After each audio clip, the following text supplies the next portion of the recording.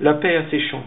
Yitzhak Rabin, suivi de Nous proclamons la création d'un État juif, David Ben Gourion, et de La Palestine est le pays natal du peuple palestinien, Yasser Arafat. Trois discours nationalistes autour de Jérusalem. La cité biblique est carrefour du monothéisme trinitaire et cette porte terrestre donnant sur le paradis.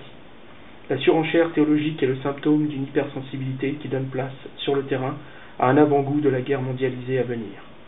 Depuis la naissance de l'État d'Israël en 1948, la violence catalyse toutes les énergies. La moindre agression est automatiquement relayée dans tous les médias. La fournaise palestinienne n'en demeure pas moins échaudée de l'impuissance de ses milices face au terrible Tsahal, appuyé par le célèbre Mossad, qui, dit-on, est le plus efficace service de renseignement au monde. La guerre des 6 jours en 1967, où l'armée israélienne ridiculisa les armées égyptiennes et jordaniennes, puis l'opération Colère de Dieu en 1972 visant à éliminer les auteurs de la mort cette même année à Munich des 11 athlètes israéliens rappellent l'épisode de David contre Goliath.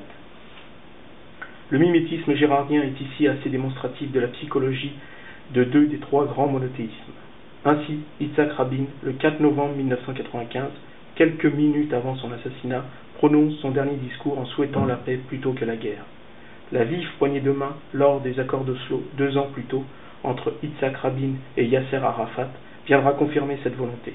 Ce dernier, qu'on soupçonnera d'avoir été empoisonné au polonium, mourra à Clamart, en France, le 11 novembre 2004.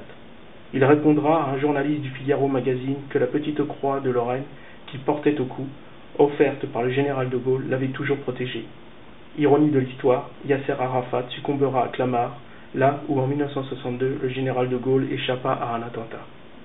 Ainsi donc, le discours du leader palestinien sur l'indépendance de la Palestine en 1988 témoigne de la concorde qui doit exister entre les trois religions du livre.